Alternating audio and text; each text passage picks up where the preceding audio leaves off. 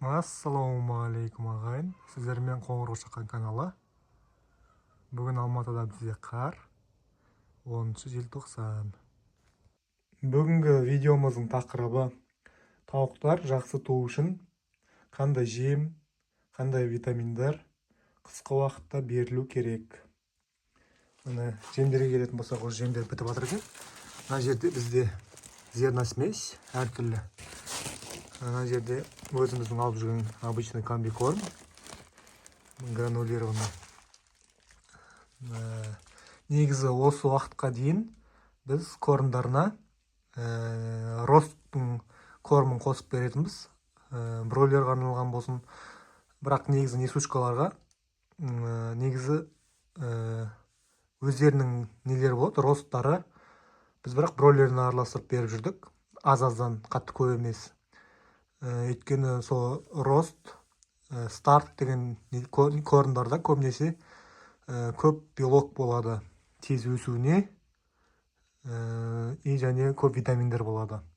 Ал енді міне бір көрсете кетейін. Күнде 50 тауыққа қандай корм беріп жүргенімізді.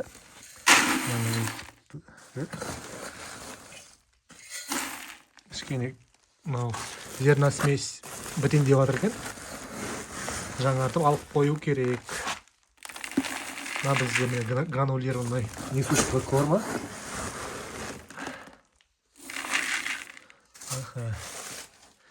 И біз көбінесе тауықтарымызды жақсы туу үшін қысқы уақытта негізі кормдарына рыбы жир қосып береміз. Міне омеганың көзі. Қысқы уақытта көбінесе күнге шықпайды тауықтар. Сол себепті осындай май қосып беру керек. И және міне табиғи витаминдер, оны да ұмытпаймыз. Міне үйден не алып шыққам?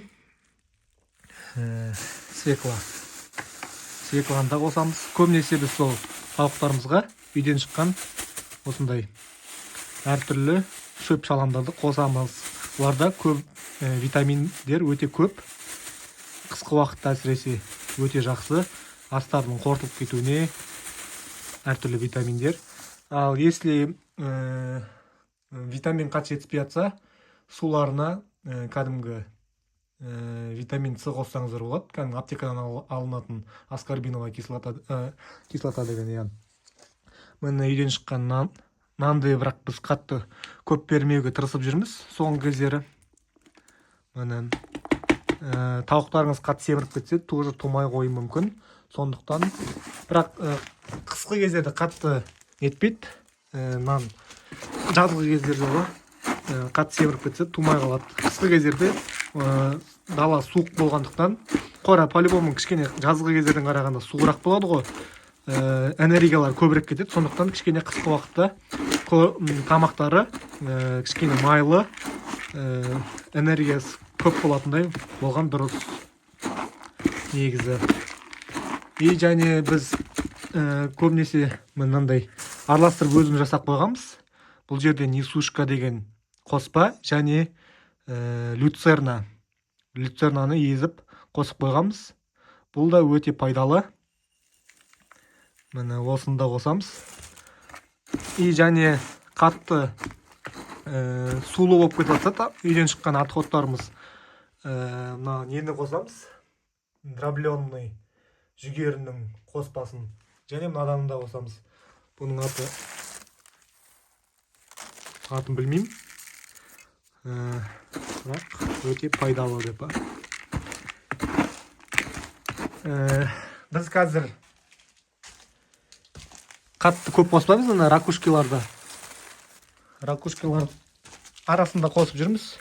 Өйткені қазір көбінесе несушканың өзінде осы ракушканың құрамында бар кальцийлар көп негізі. Енді ракушканың көмегін білесіздер өздеріңіз. Жұмыртқалардың жаңадан туып жүрген тауықтарға, жұмыртқалардың сыртын қаптауға керек элемент қой. Элемент. Және айда кететін нәрсе, біз мына жерде алькарал қосамыз. Бірақ кормдарына қоссаңыз, біз үйден жылы су алып шығып, қысқы уақыттарда жылы су береміз, ол күзгі уақыттарда. Осына бір 50 тауыққа бір 10 миллиграмм общий суларына қосып береміз. Және мына бізде мультивит деген бар. Мына жерде әртүрлі мультивитаминдер және минералдардың қоспасы. Бұл да D3 әртүрлі ағзаларына керекті Б элементтерін алуға өте жақсы көмектеседі. Бұдан бұрын бізде бітіп қалған йодинол деген бар. Тауықтарға йод жетіспесе организмдары өте төмен түсіп кетеді, ауырып қалуы мүмкін. Сондықтан йодинол береміз қысқы уақыттарда суларына қосып. Және кейбір тауықтар аяқтарына тұра алмай қалады. Калий жетіспеген уақыттарда біз ол уақытта кальций борглюканат деген қоспа бар. Осындай суларына 10 мл қосып береміз общий нелерге, тауықтарға. Және аяқтар қатты ауырып қалған тауықтарды бөлек алып қоямыз да, оларға кішкене дозасын көбірек қылып қосып береміз. Себебі сол аяқтар жүрмей қалады, себебі кальций жетіспеушілігінен аяқтар зақымдалады, короче. Міне кальций борглюканат деген мынандай болады. Йодинол. Міне осы нелерді көбінесе біз қолданамыз тауықтарымызға. Міне корымымыз осындай. Бүгін тауықтардың қарны аш, себебі кеш шықтым. Қар күреп, сыртта жүріп қалдым. Бісміллә деп ашайық. Тауық қораның есігін. Міне бәрінің қарны аш. Сулары бітіп қапты. Міне сулар бос тұрмау керек негізі. Өйткені осы кормның бәрін сіңдіретін негізі осы су. Сулары всегда болып тұру керек. Сусыз ешқандай дәрі, витамин сіңбейді организмға. Бісміллә деп бәрі тауға салып шығар.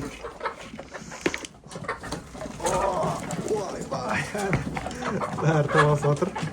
Бір қолмен түсірген өте ыңғайсыз екен.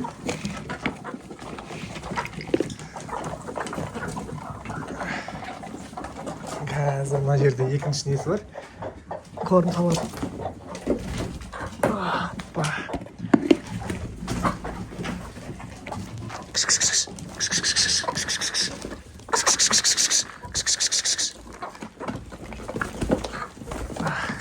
Міне тауықтарымыздың жағдайы осы.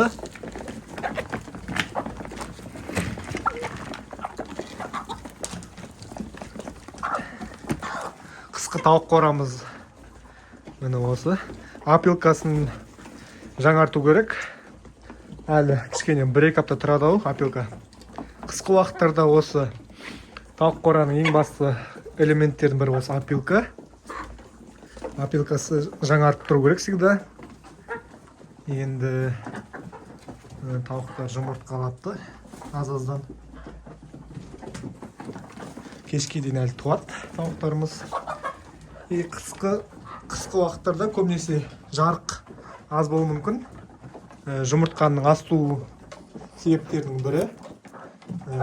Бізде мынандай не бар? Таймер. Жарықты өзі қосып, біз қойып қойған уақытқа режимді өзі өшіріп отырады. Минимум 12 сағат, 18 сағат па? Жарық болу керек. Тауықтар жақсы туу үшін. Мына жерлерді көрсетіп кетейін. Жұмыртқа туып па? Жұмыртқалары бар екен.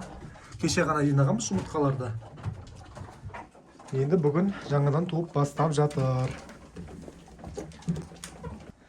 Бірақ мына қорада білмеймін қанша тауық бар екен. Негізі общий інім біледі қанша тауықтар бар екені. Мына қорада бір шамамен бір 25-30 тауықтың арасында. Міне бізде мына жыл су. Мына бізде алькарал. Алькаралды көбінесе адамдар кормдарына қосып береді. негізі суға қосып берген абзалырақ. Сумен әртүрлі витаминдар мен минералдар өте жақсы сіңеді. Біз 10 мл-ін 50 тауыққа үйістіп құйып береміз. Қазір бізде екінші қора бар. Мына жылы су. Обязательно жылы су керек. Ыстық емес, суық емес. Жылы ортаңғы температурада су керек. Енді бұл витаминдерді қолданудың өзінің шарттары да бар. Бұл витаминдерді өте көп қолданып керек емес. Аптасына бір рет, 2 рет бөліп әр витаминнен әртүрлі беріп отырсаңыздар жақсы. Ал бұны всегда қолдана беру қажет емес. Себебі өзінің несін тудыруы мүмкін. Көп қолдансаңыздар өзінің минустары болады. Тауықтарға дегенше. Вот, міне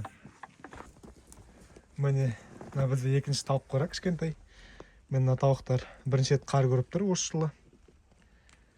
Өздері бір бөлек линия қылып жасап қойған інім. Аяқта қателеспесем 8 тауық, бір әтеш бар.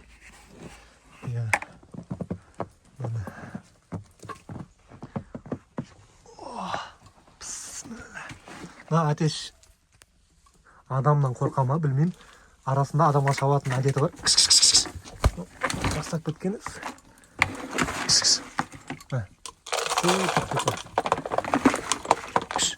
Адамға шабатын әдеті бар арасында. Бірақ бұл білмеймін, әтештен емес, адамға қорыққаннан шабады деп ойлаймын. Енді уақыт келе өтіп келетін шығар. Бұндай не. Өзінің возраст сондай ма. Бірақ баяғы әйтеуір Наполеон сияқты емес. Баяғыда білесіздер, Наполеон деген әтешіміз адамға шаба беретін. Қорындарын көбірек қып салып қойық. Кешкеден қарындары ашып кетпесін. Осылай күніне 2 рет, күндіз таңертеңгісін, кешкісін саламыз. Міне адамға шабан екен. Шаппайын екен.